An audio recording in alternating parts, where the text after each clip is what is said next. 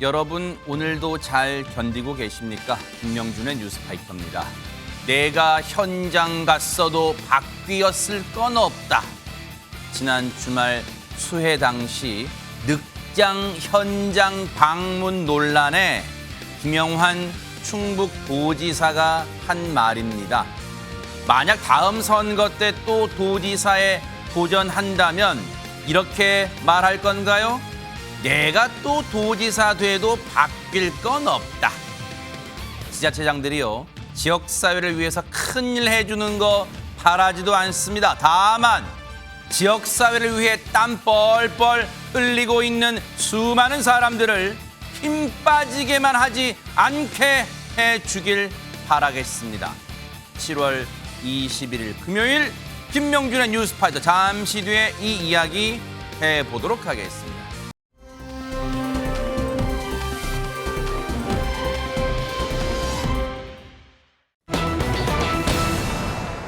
오늘 오전에 경악할 만한 사건 소식이 전해졌습니다. 안진용 기자님. 네, 제목을 보는 것만으로도 끔찍한 이 사건은 바로 어제 경기도 남양주시 한 빌라에서 발생했습니다. 아하. 준비된 영상 보면서 자세히 설명드리겠습니다. 영상이 있어요, 네. 어젯밤 10시경 남양주시 한 빌라 앞입니다. 신고를 받고 출동한 경찰의 모습이 보이죠. 네. 친구가 위험한 상황에 처한 것 같다, 이런 신고가 접수된 겁니다. 아하. 그런데 곧이어 경찰 외에 구급차와 함께 소방관들도 현장에 도착하는데요. 네. 경찰이 현장을 확인하려 했지만 문이 잠겨 있던 겁니다. 그래서 소방관들이 문을 개방하기 위해 함께 오게 된 거고요. 그리고 현장을 확인하러 들어가 보니 그곳엔 두 여성이 흉기에 찔린 채 숨져 있었습니다. 세상에. 지금 얘기만 들어도 경악스러운 사건이 대체 저때 무슨 일이 벌어진 겁니까? 하재근 평론가님. 예, 어젯밤 10시쯤에 신고가 들어온 거예요. 신고 내용이 친구의 신변이 위험하다, 아하. 이런 내용이었습니다. 네. 그래서 경찰이 바로 출동을 했거든요. 남양주시의 한 빌라로 출동을 했는데 경찰이 가보니까 60대 여성하고 30대 여성, 중국계 모녀인데 30대 여성은 귀화해서 한국 국적인데 이 두 여성이 흉기에 찔려서 아하. 숨져 있었던 겁니다. 경찰과 소방대원들이 현장 도착했을 때 문을 강제로 개방하고 집에 들어갔을 때 이미 모녀는 숨진 채 발견된데, 그렇다면 이건 강력 사건이잖아요. 이건 끔찍한 짓을 누가 했을까요? 전현 평론가님.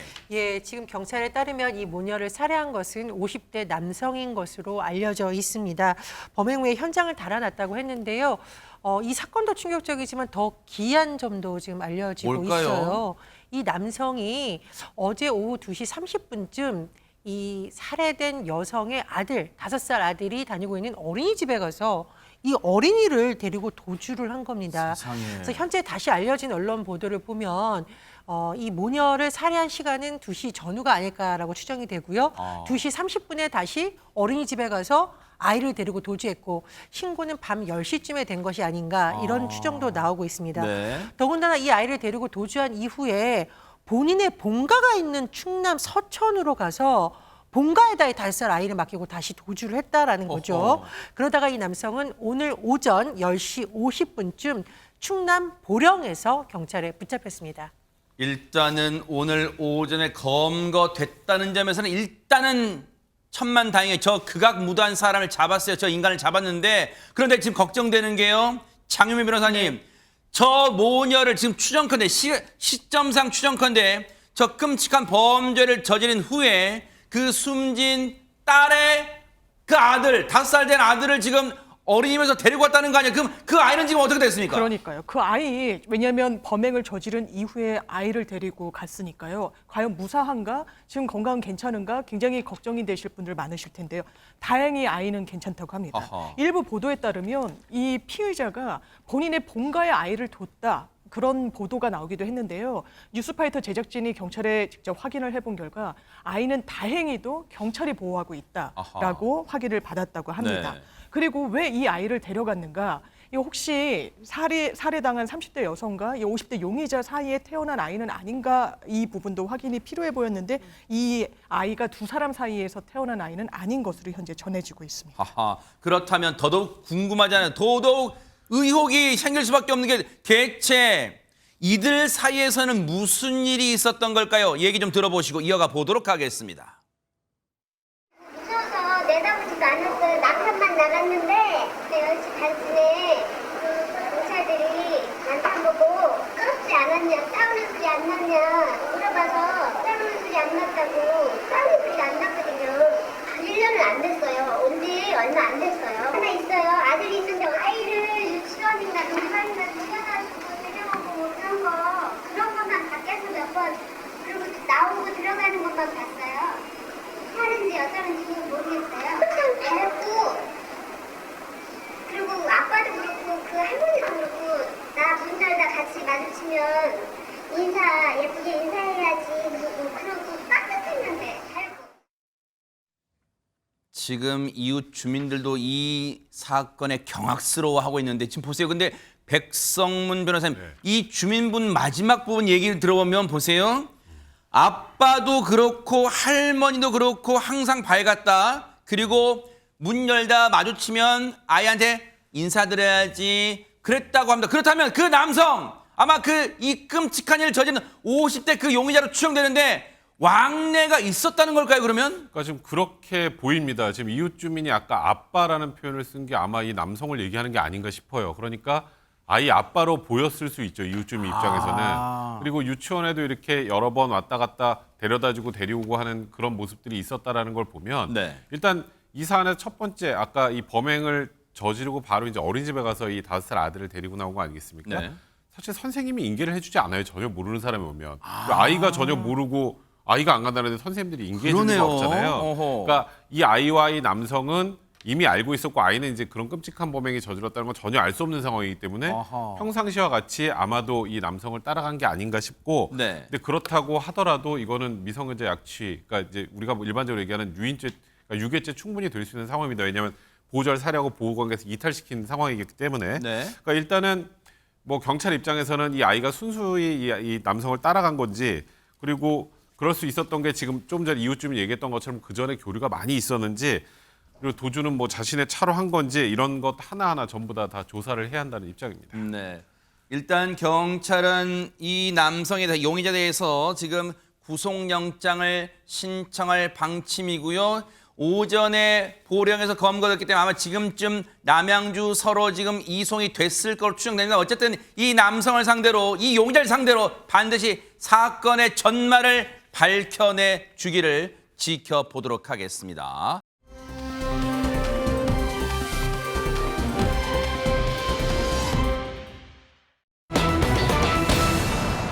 여러분 혹시 이 사건 기억하실지 모르겠어요. 지난 1월에 뉴스파이터가 이 사건 전해드리면서 정말 많은 분들이 분노했었던 사건입니다. 백성문 변호사님. 네, 정말 추운 한겨울에 강원도의 대나무 숲 속에서 아이가 비닐봉지에 쌓여서 갓난아이가 발견됐던 사건이 있었습니다. 그때 사실 뉴스파이터에서 굉장히 충격적인 사건이라고 했던 굉장히 공분을 많이 샀던 그런 사건이었는데 어제 이 아이를 유기했던 그 친모의 재판 결과가 나왔습니다. 아하. 먼저 당시 영상 먼저 보고 오시겠습니다. 네. 네, 구급차가 숨가쁘게 달려갑니다. 시내를 지나 산길로 들어서는데 네. 도착해보니 순찰차가 보입니다. 아하. 구급대원이 순찰차로 다가가더니 잠시 후 뭔가를 안아들고 구급차로 돌아오는 구급대원의 모습입니다. 네. 바로 생후 3일밖에 되지 않은 신생아입니다. 얇은 베네 쪼고리만 입고 편의점 비닐봉지에 담겨 버려져 있었던 건데요. 세상에.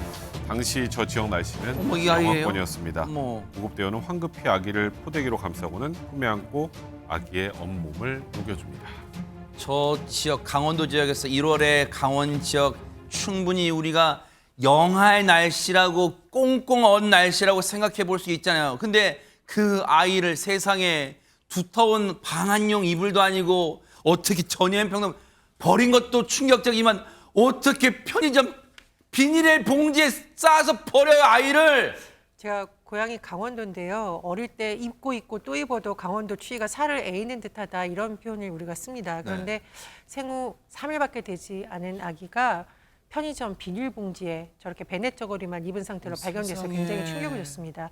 더 큰 문제는 뭐냐? 이걸 누가 발견했냐면요. 이 고성군에 있는 호수 둘레길을 걷던 행인이 아기 울음소리를 듣고 찾지를 못해서 경찰에 신고해서 그나마 발견이 된 겁니다. 어머. 만약 발견되지 않았더라면 어떻게 할 뻔했습니까? 아이고. 더군다나 1월 20일 정말 추운 때고요. 당시 고성에 눈이 와서 어머. 성인들 무릎에까지 눈이 차오르는 상황이었습니다. 그랬었어요. 네. 예, 영하 0.5도. 사실 체감 온도는 더 낮다고 봐야 되는데 어머. 발견 당시에 아기가 이미 저체온증 상태여서 섭씨 34도 정도였습니다. 그나마 구급대원이 따뜻한 식염수를 핫팩처럼 활용해서 어머. 아기 몸에 또 감싸고 구급대원들이 저렇게 품에 안아서 아유, 세상에. 그나마 아기의 건강이 일부분이라도 지켜진 것으로 보입니다. 그런데 이 끔찍한 짓을 저지른 사람이 안지용 기자님 당시에 이 아이의 친모였다면서요, 세상에. 네, 맞습니다. 친모가 어떻게 이런 일을 할 수 있을지 정말 끔찍한데요. 이 범행 전후를 보면은 이들이 얼마나 죄의식이 없었는지 더욱더 자세히 알 수 있습니다. 일단 이 범행이 발생되기 나흘 전 네. 지난 1월 16일 남자친구와 함께 강릉 여행을 떠납니다.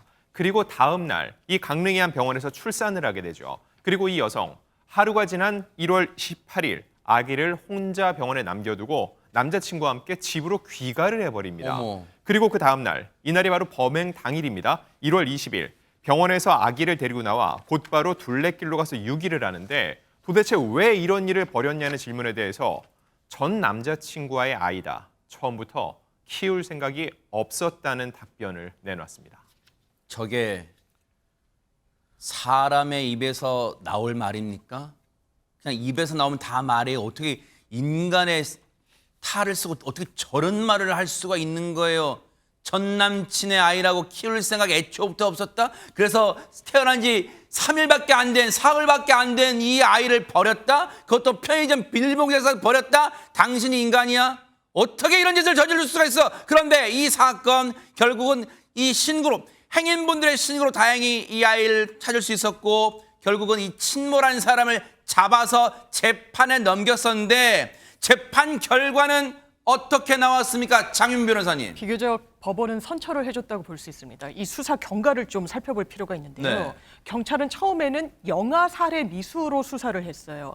영아 살해 미수는 이 분만 직후의 상황에서 정신적 불안 상태일 때 아이를 살해에 이르려고 했다가 미수에 그쳤다는 그 요건이 해당해야 됩니다. 검찰로 사건을 넘겼는데 검사가 봤을 땐 그렇지 않은 거예요. 이거 아하. 일반 살인 미수다. 왜냐하면 영아 살인 미수는 법정형이 좀 더 낮거든요. 그런데 반성하지도 않고 아이를 키울 의지나 뭐 이런 기미가 전혀 보이지 않아서 검찰 단계에서는 영장 청구해서 구속했고요. 이거 일반 살인 미수다라고 해서 재판에 넘겼습니다. 아하. 법원의 첫 선고 결과가 나왔는데 네. 법원은 집행유예 형을 선고했습니다. 왜요? 예, 징역 3년에 집행유예 5년 선고하면서 160시간의 사회봉사, 5년간의 아동 관련 기간 취업 제한 처분을 내렸는데 아무래도 실제로 아이가 사망에 이르지는 않았다는 점 그리고 뒤늦게나마 반성하고 있는 사정 등을 참작하지 않았을까 싶습니다. 아니 하재근 평론가님 뭐 얼마나 반성했길래 뭐 재판정에서 뭐 펑펑 울면서 싹싹 빌고 뭐 반성해서 아니 그렇다도 이 끔찍한 짓을 저지른 인간한테 어떻게 집행유예 5년이란 이 솜방망이 처벌 나올 수 있어요? 다행히 아기가 일찍 발견이 돼서 숨지지 않았으니까. 그러니까 이 어떻게 보면 아기를 버린 친모를 아기를 구한 사람이 친모까지도 구한 셈이 돼버린 건데 그 친모가 자기 스스로 이제 반성이라는 단어를 썼거든요. 네. 그 최후 진술할 때 네. 이곳에서 저를 매일 되돌아보고 반성하는 시간을 보내고 있다라고 하면서 지금까지 잘못 산 것을 뉘우치며 살 테니 용서해달라. 이런 취지로 얘기를 했다고 합니다. 하하. 그런데 네. 지금 이 친모가 아기한테 잘못한 거잖아요. 네. 아기에 대한 사과는 최후 진술 때 없었다고 합니다. 어머. 그런데 그 이 재판장이 판결문을 낭독할 때 그때는 또 이 친모가 고개를 숙이면서 눈물을 흘리는 모습을 보였다고 합니다. 그 눈물이 진정성이 담긴 눈물인지는 모르겠어요. 저 인간 본인만 알겠죠. 그런데 지금 이 아이는요. 지난 1월에 발견됐으니까 장윤미 변호사님 이제 한 생후 6개월쯤 됐겠어요. 이 아이 지금 어떻게 지내고 있어요? 지금 보호시설에서 양육 중인데요. 검찰이 직권으로 정말 부모 자격이 없다라고 하면 친권 상실 조치를 취할 수가 있습니다. 이미 재판에 넘겨진 상황에서 검찰은 친모를 상대로 법원에 친권 상실 청구를 제기한 상황이고요. 아하. 그 결과를 기다리고 있는 상황이고 이 아이 태어나자마자 사실상 유기됐기 때문에 뭐 출생신고 등등의 호적이 만들어지지가 못했습니다. 그래서 관할 지자체장이 직권으로 출생신고 마쳤고요. 가족관계 등록도 완료된 상황입니다. 아니 근데 백성문 변호사님, 시청자분들 그런 생각하실 거예요. 아니 난 또 이 재판부가 그 아이를 이 친모가 키우겠다고 반성한 줄 알았네.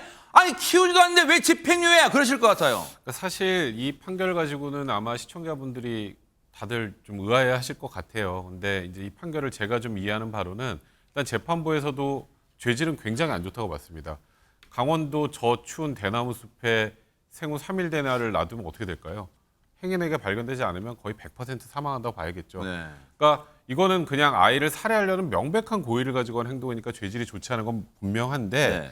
일단 아까 지금 계속 나왔던 것처럼 그래도 천만다행히 하늘이 도와서 이 아이는 구조가 됐습니다. 어허. 행인의 신고로. 네. 일단 아이가 살았다는 게 굉장히 중요한 양형 요소가 됐고요. 네. 두 번째는 이제 이 산모가 20대 초반에 전과나 이런 것들이 없었어요. 그러니까 사전에 그 전에 이제 범행을 뭔가 어떤 범죄를 저지른 상황이 없었고 그리고 20대 초반의 미혼의 몸으로 이제 이 남자친구 전 남자친구가 헤어진 다음에 자기가 임신했다는 걸 알게 됐습니다. 그러니까 아무래도 이 아이를 자기가 키우겠다라는 결심하는 것 자체가 좀 쉽지 않았을 것이다라는 부분도 참작이 된 거고요. 네. 그리고 무엇보다 지금 이제 현재 남자친구 아까 우리 1월 달에 강원도에 뭐 같이 여행을 네, 갔다는 네. 현재 남자친구와 지금은 남자친구와 남편과 부인의 관계가 됐습니다. 이제 혼인을 했고 이제 그러다 보니까 가족이 형성돼서 이 그 여성에게도 사회적 유대관계가 좀 분명해진 상황이고 이 가족들이 한 번만 기회를 주기를 이 여성에 대해 한 번만 기회를 주기를 선처 탄원하고 있기 때문에 3년 5년이면 집행유예를 할 수 있는 최대 맥시멈입니다. 아 그래요? 이제 앞으로는 다시는 죄를 저지르지 말고 네. 이제 이 아이에게 속죄하면서 평생 잘 살라는 취지로 집행유예를 선고한 게 아닌가 싶습니다. 듣고 보니까 이해는 될 듯 말 듯한데 보세요. 그러면 이 친모라는 사람은 법이 한번 구제해주면서 기회를 준 거예요. 다시 한번 바르게 살라고. 그런데 보세요. 장유미 변호사님. 그러면 이 친모라는 사람한테 친권을 상실시키게 이제 해놨잖아요. 법적으로. 그럼 그 아이는 어떻게 자라요? 누구 손에 이제 자라게 되는 거예요? 그러니까 그런 의문 품으실 수 있을 거예요. 원래 친부가 있다라고 하니까 그러니까요. 그 아빠의 책임을 물을 수 있는 게 아닌가. 현재로서는 법적 책임을 물리기가 좀 어려운 부분이 있습니다. 일단은 친부라는 건 이 여성의 주장에 불과한다고 법적으로는 평가할 수밖에 없고요. 세상에. 그러려면 친부인지 아닌지 확인을 구하는 인지 청구에 소를 해야 되는데 그럼 유전자 검사 등등을 하게 되는 거죠. 이 여성의 말에 의하더라도 임신 사실 자체를 전 남자친구와는 결별 이후에 알았다고 보기 때문에 실제로 이 남성이 아이의 존재 자체를 모를 수도 있는 겁니다. 그래서 넘어야 될 산이 상당히 좀 많은 상황인 것 같습니다. 할 수 없이 이 아이는 우리 사회가 정말 따뜻하게 보듬어야 돼요. 이 아이가 무슨 죄입니까?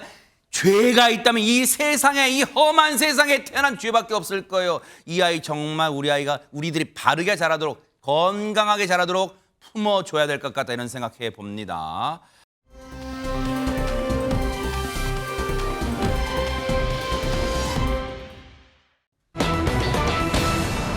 분위기 바꿔볼게요. 사면초가 뭔가 곤란하고 지금 위태로운 상황이라는 거잖아요. 근데 그 3인방 정치인 누굴까요? 첫 번째 인물 영상부터 만나보시고 이어가 보도록 하겠습니다. 김남국 의원에 대해서는 제명 의견으로 그 가상자산과 관련돼서 제대로 소명이 안 된 부분도 있고 그동안에 뭐 해왔던 이런 내역이라든가 이런 여러 가지를 고려해서 했습니다. 다른 코인도 고려한 것들이 다수 있는 걸로 알고 있고요. 그 제명으로 결정하게 된 이유 중에서 가장 큰 건 좀 있나요? 그 가상자산과 관련돼서 제대로 된 소명이라든가 이런 것들과 관련해서 제대로 소명이 안 된 부분도 있고 거짓 소명이나 뭐 거짓 뭐 이렇게 그런 것보다 전체적으로 저희가 봤을 때 좀 성실치 못한 부분도 있는 것 같고요. 지금은 무소속이 된 김남국 의원 제명 얘기가 들리네요. 지금 안진용 기자님. 네, 김남국 의원의 코인 거래와 관련해서 국회 윤리심사자문위원회에서 심사를 진행했습니다. 이 위원회 같은 경우는 국회의원의 자격과 징계 심사를 맡는 윤리특위의 자문기구인데 총 8명의 외부 인사로 구성이 되어 있습니다.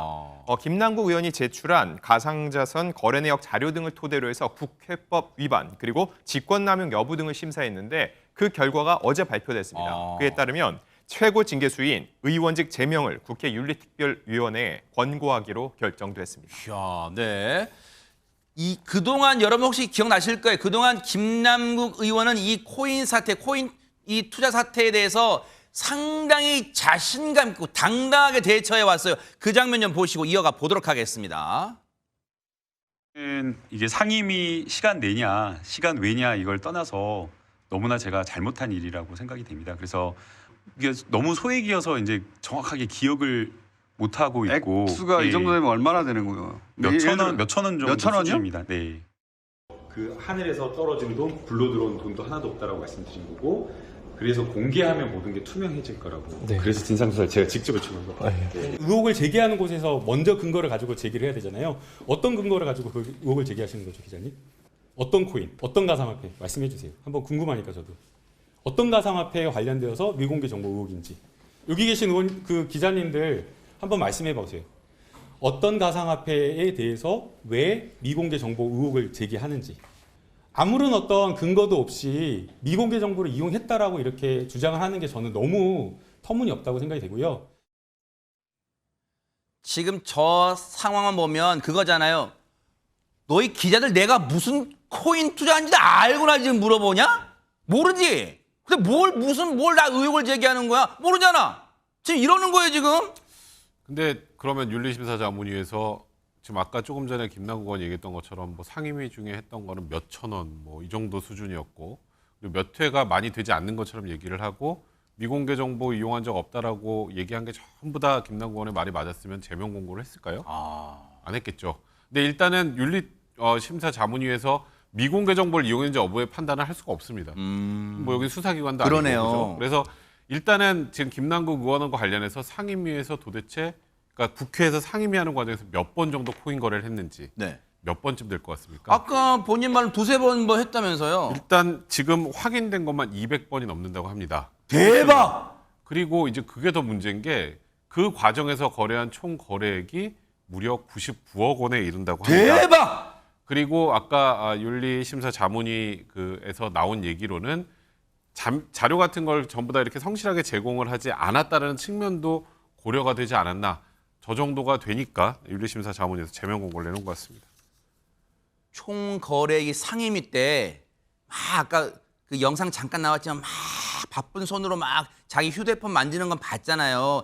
그 상임위 회의장 내 CCTV 통해서. 그런데 두세 차례 했다는 건데 와 대박 200차례 99억. 와 대박입니다. 그런데 당시 김남국 의원의 입에선 이런 말이 나왔어요. 한번 들어보시고 이어가 보도록 하겠습니다. 별로 집에 있을 때 밥을 안 먹어가지고. 다 라면. 다 라면 먹는 거예요. 매일 라면만 먹어요. 라면하고 만두하고. 제가 돈을 번 건 비트코인으로 번 게 아니고 진짜 아끼고 편의점에서 아이스크림 하나 안 사 먹고 차도 지금까지 안 샀거든요. 이제 그 당시에는 망했었죠. 코인으로든. 검소함의 상징이시잖아요. 토탈 얼마예요, 이거 지금? 이것은 국회에서 준 거. 신발은 37,000원. 잠깐만, 근데 신발은 엄지발가락 부분이 구멍이 났어요. 좀 잡아주면 좋겠네. 메쉬 소재라서 그렇죠. 최첨단 메쉬 소재라서. 전혜연 평론가님, 물론 저 뭐 유튜브 방송하고 뭐 그럴 때가 코인을 하고 있었을 때인지는 단정할 수는 없지만 어쨌든 굉장히 저때 화제가 됐던 게 김남국 의원이라는 사람 참 검소하구나 그렇게 많이들 알았단 말이에요. 그렇습니다. 이제 김남국 의원이 굉장히 촉망받는 젊은 정치인이었는데 일도 열심히 한다는 평가도 있었지만 굉장히 검소하다.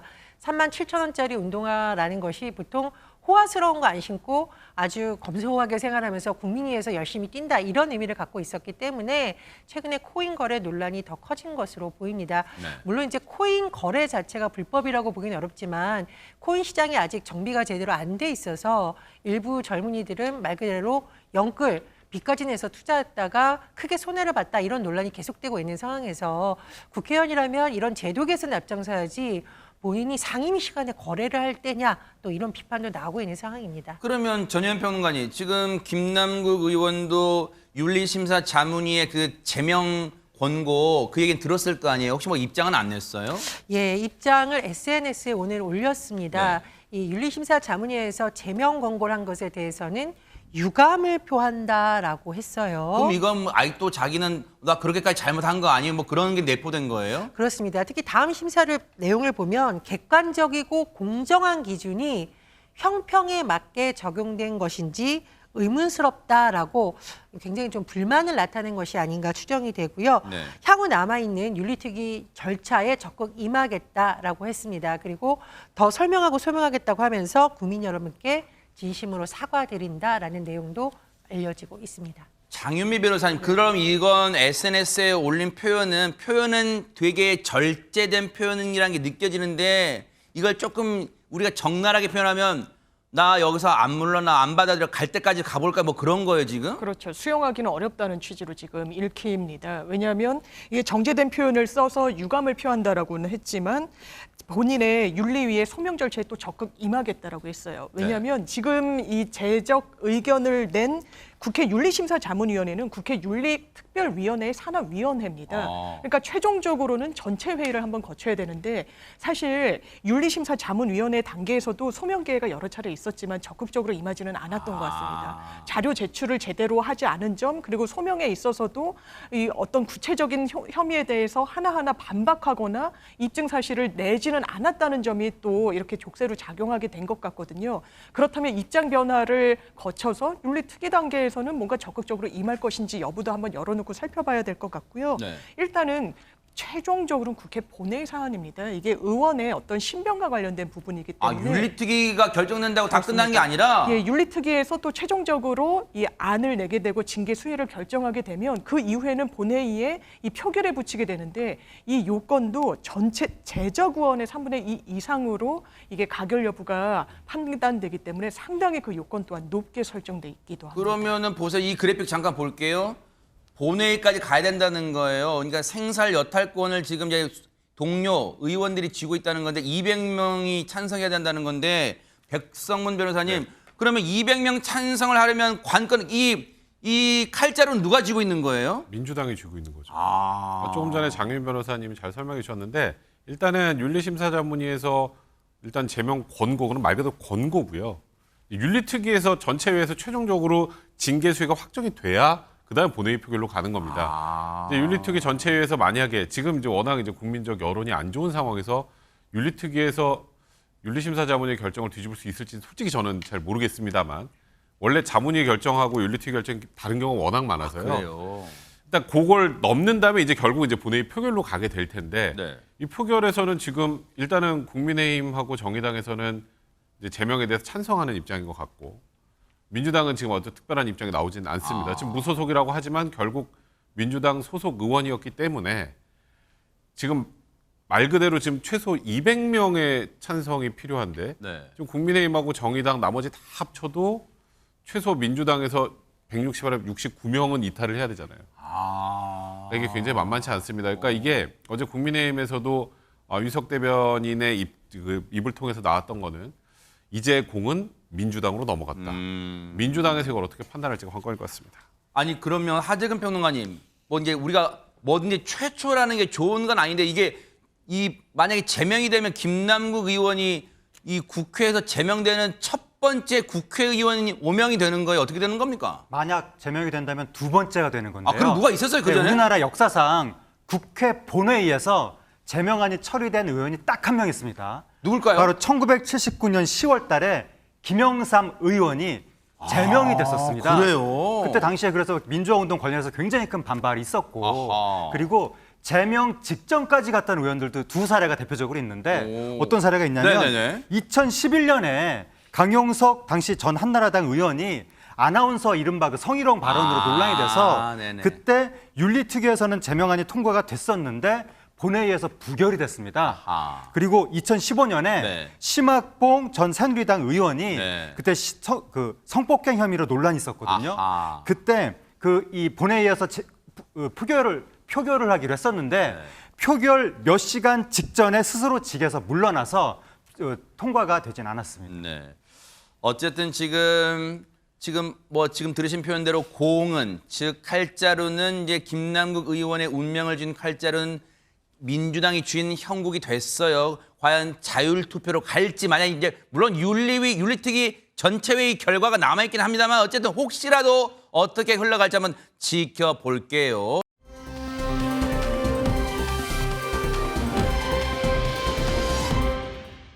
사면 초과에 처한 3인방. 그중 두 번째 인물. 자, 수혜중 골프 논란으로 곤욕을 치르는 홍준표 시장입니다. 그런데 어제 저희가 그 사과한 모습은 보여드렸죠. 그런데 지난 발언 좀 듣고 이어가 보도록 하겠습니다. 골프를 치는 건 사적인 행동이라고 생각하시는 건가요? 민주당에서 그런 터집 잡지 마세요. 십수년간 내가 했던 원칙입니다. 그거 토요일, 일요일 그 주말에 그런 거 자꾸 시비 걸지 마세요. 그걸 갖다가 뭘 터집 잡았다고 벌떼처럼 덤벼가지고 그런다고 해서 내가 무슨 거기 기죽고 잘못했다 그래서 주말 일정이고 재난 대응 매뉴얼에는 위배되는 일이 없었습니다. 그러나 전국적으로 수해가 우려되는 상황에서 부적절했다는 지적은 겸허하게 받아들입니다. 또한 원칙과 사실관계를 바탕으로 당시 상황을 설명하는 과정에서 국민 정서를 충분히 고려하지 못한 점도 송구스럽게 생각합니다. 저러고 나서 이제 이른바 90도 인사를 했어요. 대국민 사과 기자회견을 했는데 지금 당내 분위기도 안 좋아서 국민의힘 내부 그 윤리까지 열린다 어쩐다 하는데 장윤 변호사님 그 윤리는 지금 어떻게 돼가고 있습니까? 어제 징계에 들어가야 될 사안이다라는 결론을 내린 겁니다. 징계 절차에 돌입하기로 결론을 내렸고요. 징계가 나온 건 아니고? 네, 국민의힘 측에선 18일부터 진상조사에 착수했는데 이건 징계가 필요한 사안이라고 본 겁니다. 왜냐하면요.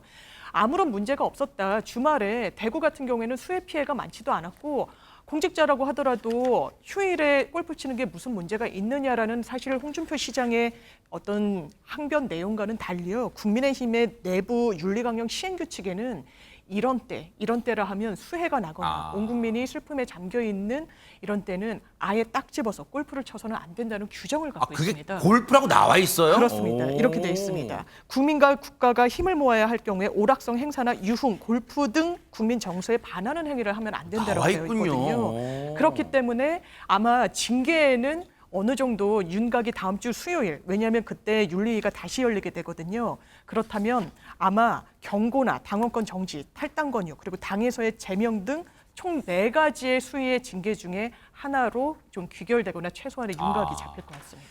징계 절차에 들어가겠다고 했지만 지금 사안이 지금 분위기가 간단치가 않아요. 심상치가 않아요. 관련 얘기 들어보시고 이어가 보도록 하겠습니다. 홍준표 대구광역시장에 대해서 징계 절차를 개시하기로 의결했습니다. 국민 정서에 반하는 행동을 해서 공감 능력의 부족을 드러낸다면 이는 바로 당의 이미지를 실추시키는 해당 행위가 됩니다.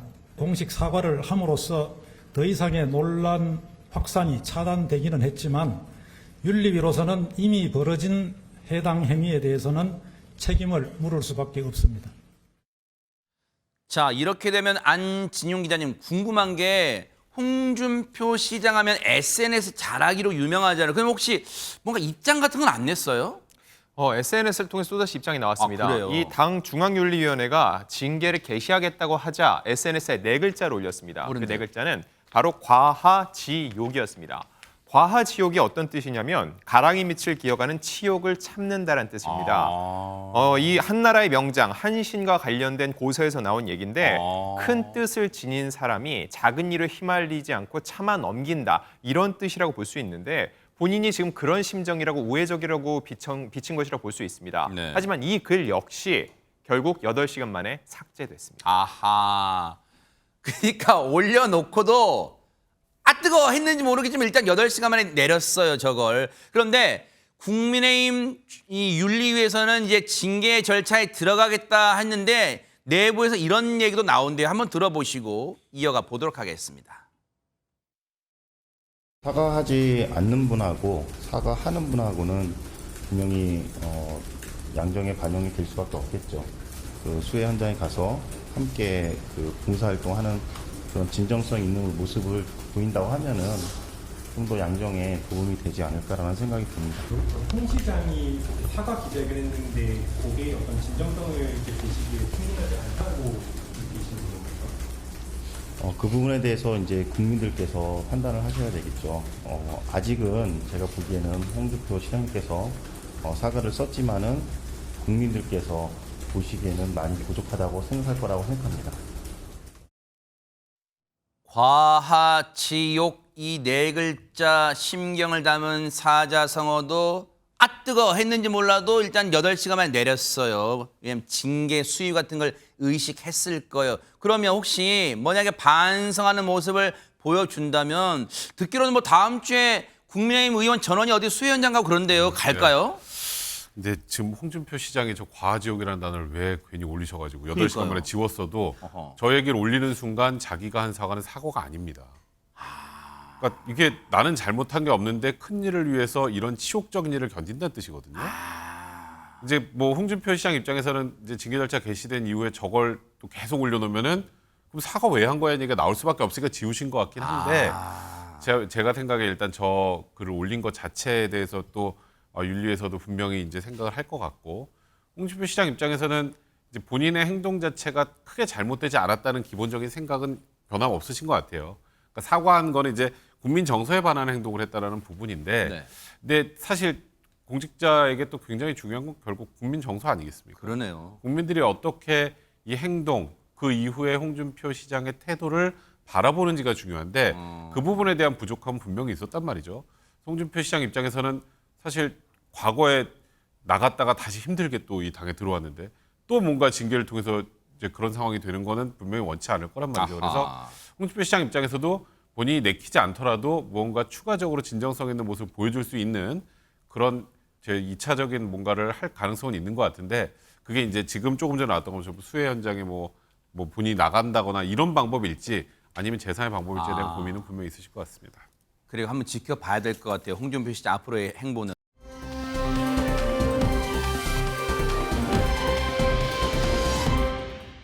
그런데 이 수해라는 전 국민적 아픔 가운데 지자체장들이 왜 이런지 모르겠어요. 이번에는 말 때문에 지금 시끄러운 지자체장 얘기입니다. 한번 얘기를 들어보시고 이어가 보도록 하겠습니다. 유가족들에게 진심으로 사죄의 말씀을 드립니다. 죄송합니다. 오늘 혹시 보고 처음 받으신 거지? 9시 44분에 비서실장으로부터 오창에서의 침수 사고가 발생한 것을 보고를 받았고 10시 우송 그리고 10시 10분에 한 명의 심정지와 한 명의 실종이 예상된다는 말씀을 들었습니다. 그 한두 명의 그 사상자가 났거나 그런 정도만 생각을 했고 이제 그 컨트롤 타워 이제 책임자이신 지사께서 심각성을 좀 너무 늦게 파악하셨다라는 이제 비판이 있어요. 거기는 뭐 저도 그런 아쉬움이 있는데 제가 거기 갔다고 해서 상황이 바뀔 것은 없다고 생각합니다. 워낙 이게 지금 골드타임이 짧은 그런 상황에서 전개됐고 제가 생각할 때는 임시 제방이 붕괴되는 상황에서는 어떠한 조치도 그 효력을 또 생명을 구하는 그런데 어려움이 있었다고 생각하는데 표정은 이 무겁고 말투도 말의 어조도 무거웠지만 발언 내용을 찬찬히 뜯어보면 참 기가 막힌 구석이 한두 군데가 아니에요. 일단 전혜연 평론가님. 아무리 경황이 없지만 그 참사가 난 지역 이름도 헷갈립니까 지금? 그렇습니다. 충북도지사는요. 충북 지역에서 발생하는 모든 재난 재해의 총괄 책임자이자 지휘관입니다. 그런데 저런 말을 했다는 것 자체가 무책임하고 무능하다 이런 비판을 피해갈 수 없을 것으로 보이고요. 저 화면에 보이는 장소가 바로 합동분향소입니다. 과연 저런 태도와 말투가 정말 돌아가신 분들에 대해서 아픔에 공감을 하고 사죄하고 반성하는 모습인지 다시 한번 의문이 제기될 수밖에 없는 상황입니다. 그리고 이제 그 변명, 네. 제가 거길 갔다고 해서 상황이 바뀔 것은 없다. 이 부분이 이제 엄청난 비판을 받을 수밖에 없는데요. 야당에서는 김영한 지사의 발언이 대통령실에서 나왔던 해명과 비슷하다라면서 지금 맹공을 가하고 있는 상황입니다. 윤석열 대통령이 우크라이나를 방문한 것을 놓고 취재진이 수해 상황인데 좀 취소하거나 변경될 수 없었냐라는 취지의 질문을 했는데 그때 대통령실의 해명이 대통령이 당장 뛰어가도 상황을 바꿀 수 없다라는 취지로 한 것으로 해서 한번 큰 논란이 일어난 바가 있죠. 그런데 김영한 지사가 또 저런을 하다 보니 민주당 충북도당에서는 윤 대통령의 재난재해를 태하는 인식과 태도를 그대로 답습하는 거 아니냐라고 비판의 목소리를 높였습니다. 앞서 그 얘기 중에 당일날 15일날 당일날 10시 10분에 한 명의 심정지와 한 명의 실종이 예상된다는 말을 들었다는 거 보고받았다는 거잖아요. 그래서 근데 그 다음 말을 보세요. 아, 한두 명의 사상자가 났구나. 그런 정도만 생각을 하고 뭐라고요? 10시 10분에 한 명의 심정지와 한 명의 실종이 예상된다는 말 들었다. 아, 한두 명의 사상자가 났구나. 그런 정도만 생각. 장유미 변호사님, 뭐 하는 거예요 이거 지금? 저는 이 발언을 들은 뭐 국민분들도 상당히 좀 공분을 하시겠지만요. 유족분들은 정말 가슴을 치고 계십니다. 언론과의 인터뷰 내용을 봤더니요. 이 김영한 충북도지사의 발언을 듣고 이런 생각이 들었다는 거예요. 일단 책임을 회피하려고 하는구나. 그리고 이렇게 무책임한 발언으로 우리 유족들에게 2번, 3번 상처를 주는구나. 실제로 더 큰 상처를 입었다라고 이야기를 하셨고요. 또 충청북도 홈페이지에는 지금 김 지사의 이런 발언을 비난하는 도민들의 항의글이 잇따라 올라오고 있는 상황이라고 합니다. 참, 지금 저 상황에 제가 도지사로서 정말로 늦게 살펴서 너무 송구합니다. 유족 여러분 송구한 무릎을 꿇어 시원찮을판에 지금 저렇게 얘기를 해요. 안진용 기자님, 뭔가 추가 뭐 해명이나 그런 건 없어요 그러면? 네, 본인이 저 현장에 일찍 갔어야 되는데 오송의 심각한 상황을 인식하지 못해서 괴산으로 먼저 간 것을 아쉬워했다는 얘기라는 뉘앙스로 얘기를 했고요. 또한 희생자들의 생존을 위해 보낸 시간에 내가 그곳에 있었어야 했는데 이 아쉬움을 표현하고 자책한 것이기 때문에 왜곡하지는 말아달라는 건데 이 이야기 역시 그렇게 논리적으로 타당하게 느껴지진 않습니다. 어느 부분을 지금 언론이나 유족분들이 왜곡하는 거예요? 국어 문제예요? 저 문장을 듣고 어떻게 해석되는지 써보라면 다 그럼 왜곡하고 지금 쓰는 거 지금 그렇게 해석하는 거예요? 정말 사과를 하려면 진정성 있게 하세요. 진짜 유족들 가슴 2번 후벼 파지 말고요. 진짜 제발 부탁드립니다. 정치하는 분들, 지자체장 분들.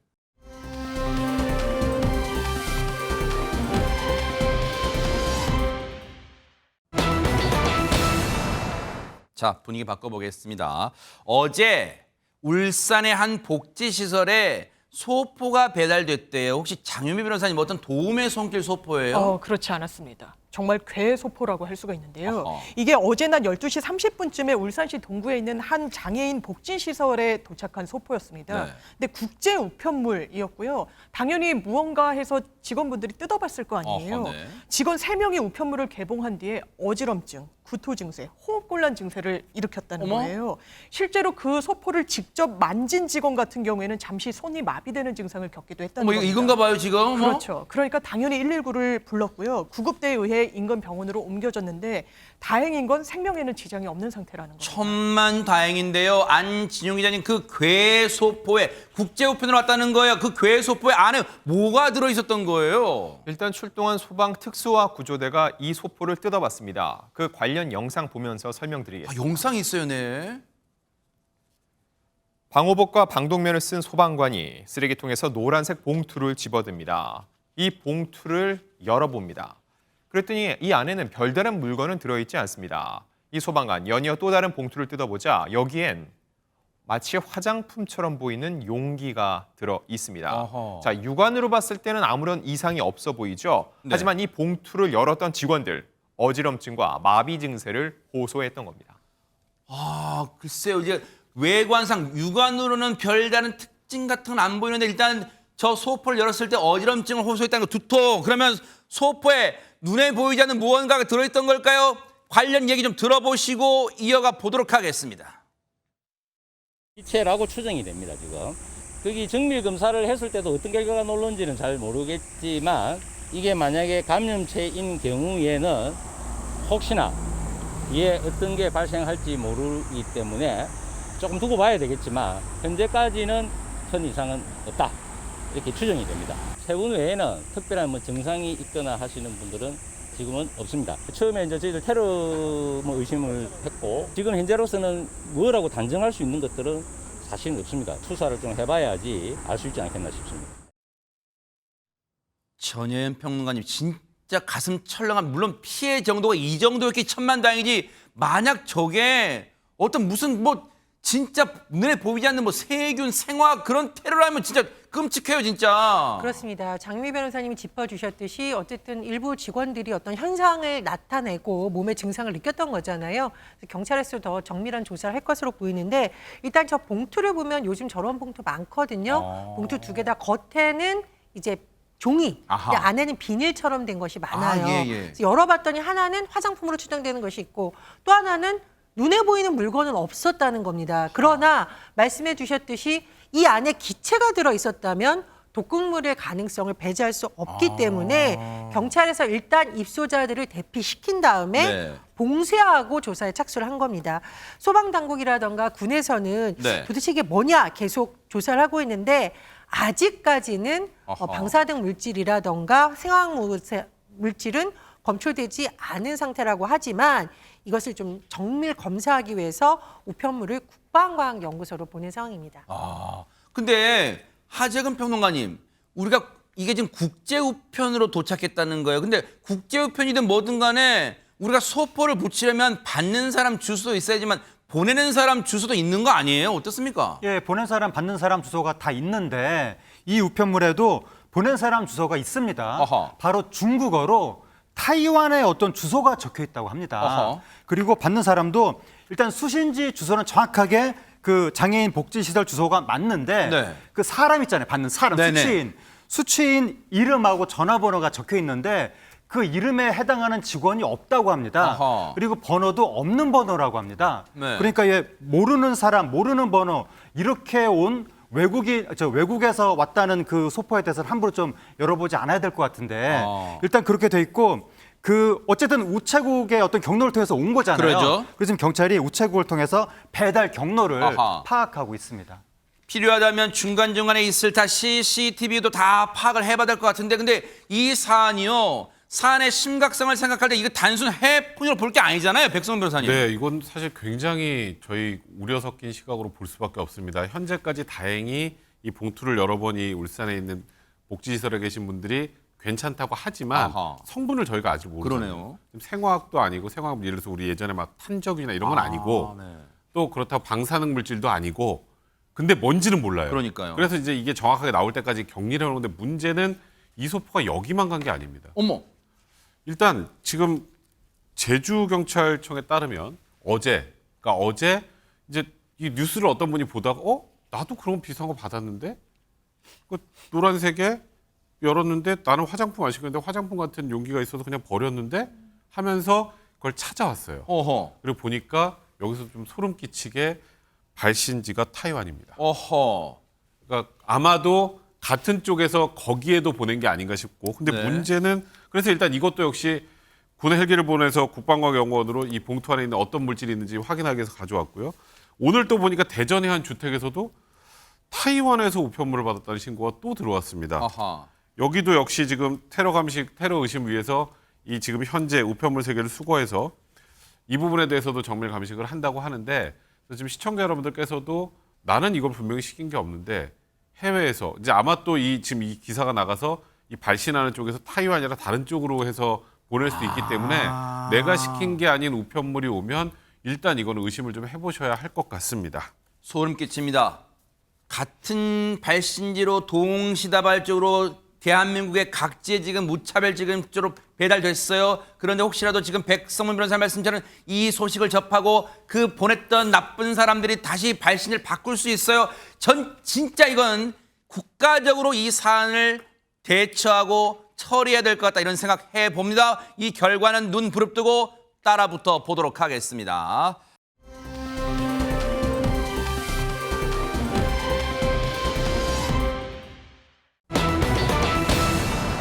자, 지난 주말에 많은 분들을 안타깝게 하고 막 전국적으로 폭우가 쏟아졌잖아요. 장민 변호사님. 그렇습니다. 그런데 이것도 마찬가지였는데요. 어떤 상황이었는지 영상으로 한번 확인해 보시죠. 지난주 토요일 자정이 막 넘은 시각입니다. 홍수주의보가 발령된 경기 이천시 장호원 읍의 한 어머. 마을인데요. 아이고. 시간당 10에서 20mm로 내린 많은 비로 인해 인근 하천이 범람해서 허벅지까지 이렇게 물이 찬 모습입니다. 야. 깜깜한 새벽에 우산을 쓴 경찰, 다급히 어느 집 문을 두드리는 모습 보고 네. 계시는데요. 집안에는 한 80대 할머니께서 주무시고 계시는 상황이었습니다. 아이고 지금 저렇게 성인 허벅지까지 물 탈 정도면 지금 주무시면 안 될 상황 같은데 지금 얼른 지금 나오시라고 해야 될 텐데 경찰이 당시에 어떻게 대처했을까요? 한번 보시고 이어가 보도록 하겠습니다. 할머니 밖으로 나가셔서 경찰관 지금 물이 차가지고 밖으로 나가셔야 돼. 물이 지금 넘쳐나가지고 피하셔야 된다고. 옷만 입고 나오시면 돼. 그냥 신발만 신고 제가 업어다 모셔드릴게. 이리 나오셔. 여기 조심하시고. 업혀. 자, 업어. 못 가 여기. 막 허벅지까지 차가지고 못 가. 못 가서 그래. 할머니가 뭐 미안할 게 뭐가 있어. 세상에. 경찰이라는 얘기를 안 했으면요. 하태경 평론가님 그냥 이웃집에 그냥 뭔가 아들뻘 되는 그냥 남성이 아이고 할머니 빨리 업혀. 지금 빨리 난리 났어. 빨리 업혀. 이거 못 가 혼자. 업혀. 정말 정겹네요 진짜. 네, 말투 자체가 뭐 사무적이지 않고 네. 진짜 정겹고 친근하고 그런 말투인데 저 할머니 일단 깜짝 놀라셨을 것 같고 그러니까요. 집에 주무시다가 갑자기 어떤 남자가 나타나서 막 사무적이고 딱딱하게 경직되게 했으면 할머니가 더 놀라셨을 것 맞아, 같은데 위축됐을 거예요. 저 당시에 이제 하천이 범람하면서 물이 막 차올라가지고 네. 허벅지까지 물이 차오르는 상황이었다고 네. 합니다. 그러니까 굉장히 위험한 상황이었었는데 아하. 그때 대피 방송이 있었는데 네. 할머니는 못 들은 거예요. 아하. 왜냐하면 귀가 잘 안 들려서. 네. 그래서 위험한 줄 모르고 홀로 집안에서 잠을 자고 계셨는데 네. 저 경찰이 고재준 경감이거든요. 아하. 고재준 경감이 딱 가보니까 할머니한테 이제 위험을 고지했는데 문제는 할머니가 또 거동도 불편하셨다고 아이고. 합니다. 그래서 본인이 직접 업고 구출을 했던 겁니다. 지금 이 모습이에요. 세상에 고재중 경감님도 보세요. 딱 사진만 봐도 희끗희끗 머리가 좀 희끗희끗하신 진짜 연륜이 있으신 경찰분이에요. 그런데 그 고재중 경감님이 등에 얹고 저 어르신을 들쳐매고 나옵니다. 경감님 얘기 좀 들어보시고 이어가 보도록 하겠습니다. 그날 비가 많이 와가지고 저희가 또 장화를 신고 근무를 했어요. 어머니는 뭐 등에 업히셨는데 장화가 더 무겁더라고요. 그때 당시에는 일단 무조건 업고 나가서 피해가 발생하지 않도록 해야겠다는 일념 많아가지고 열심히 두드리면서 업고 나가고 그랬는데 나중에 와서 보니까 그게 또 좋은 일이었더라고요. 누가 나를 업고 나갔냐고 그러면서 돈 많이 벌고 부자 되라고 제가 살려줘서 고맙다고 그렇지 않았으면 둥둥 떠내려가서 죽었을 거라고 이렇게 말씀하시면서 되게 고마우다고 미안하다고 표현을 많이 하시죠. 네, 정이 있어요 확실히 진짜 어르신의 표현도 누가 나를 업고 갔냐 돈 많이 벌고 부자 되나요. 네 그런데 백성 변호사님 근데 진짜 경찰분들이 뭐 흉악범 잡고 그런 것도 중요하지만 정말 진짜 우리 친근한 경찰 같아요 진짜. 고재중 경감님이 본인 어머니 노모께서도 지방에 혼자 사신대요. 그 얘기를 들었는데 여든이 넘은 노모 생각이 나서 무조건 해야겠다는 생각을 더 세상에. 하셨다고 합니다. 근데 고재중 경감님이 사실 저럴 때 제일 위험한 게 혼자 사시는 어르신분들은 귀가 좀 어둡거나 방송도 못 듣고 그리고 방송을 들어도 저분이 좀 혼자 나올 수 있겠어요? 그러네요 이제 보니까. 어머. 그래서 창문도 넘고 대문도 넘고 그래서 40분 동안 무려 5분을 저렇게 어허. 조를 하셨고 마을 주민 30명도 안전하게 대피를 시키셨다고 합니다. 세상에. 당시 폭우로 마을 60가구 중에 10가구가 침수 피해를 봤는데 대부분 복구를 했고요. 마을 주민들 모두 지금 현재 정상 생활 중이라고 합니다. 세상에 정말 대단하신데 할머님은 이 어르신은 혹시 얼마나 고마운 마음을 갖고 계실까요? 직접 한번 들어보시고 이어가 보도록 하겠습니다. 자꾸 얻고 다니니까 미안하지요. 집안 식구들 얻고도 안다는 게 있고요. 너무 고마웠습니다. 뭐라고 할 수가 없어요. 내가 죽을 때까지 그 소리 안 잊어버려. 최영문 할머님 오래오래 사셔야죠. 네, 하여튼 이 마음 갖고 또 기쁘게 사시기 바랍니다. 건강하게요.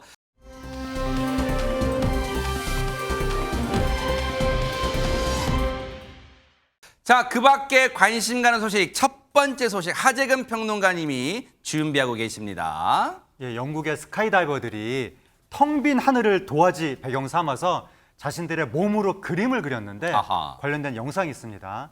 영상을 보시면 네네. 스카이다이버들이 집단으로 창공을 향해서 신호를 받고 와. 몸을 던지는 저런 모습이 나오는데 인원이 많습니다. 무려 41명의 다이버들이 이야. 동시에 뛰어내린 건데요. 네. 이들은 높은 하늘에서 서로의 손을 맞잡고 하나의 대형을 만들고 또 바꾸기도 합니다. 네. 마치 칼군무를 보는 듯한데요. 몸을 가누기도 힘든 공중에서 펼쳐진 대도전, 더욱더 대단하게 느껴집니다. 아니 진짜 저는 매번 느끼지만 우리 싱크로나이즈 스위밍 같은 것도 물속에서 하는 게 힘들잖아요. 이제 공중에서 더 힘들 것 같아요. 안진용 기자님. 그럼요. 저들이 모두 베테랑이기 때문에 가능합니다. 이들은 무려 1분간 193km의 속도로 낙하를 합니다. 어머. 그러면서 저렇게 대형을 갖추는 건데요. 약 1만 5천 피트, 4,572m입니다. 여기서 네. 내려오면서 첫 시도에는 2번의 대형을 바꾸는데 성공했습니다. 네. 그리고 향후 3차례 시도 끝에 3번 연속으로 대형을 바꿨는데 이건 영국 신기록으로 기록됐습니다. 대박 사건입니다. 진짜 뭐든지 장윤 변호사님 10초, 15초 드릴게요. 뭔가 도전한다는 그 자체가 의미가 있는 것 같아요. 굉장히 의미가 있고요. 이 행사 기획한 사람도 그렇습니다. 본인들이 신기록을 달성한 것도 의미가 있지만 맞아요. 다이버들에게 또 다른 도전과 응전을 심어줄 수 있었다는 데 더 큰 의미가 있다라고 소회를 밝혔습니다. 그러니까 혹시 그거 아니에요? 우리 도전 깨봐라 뭐 혹시 그런 자신감 아닌지 모르겠습니다.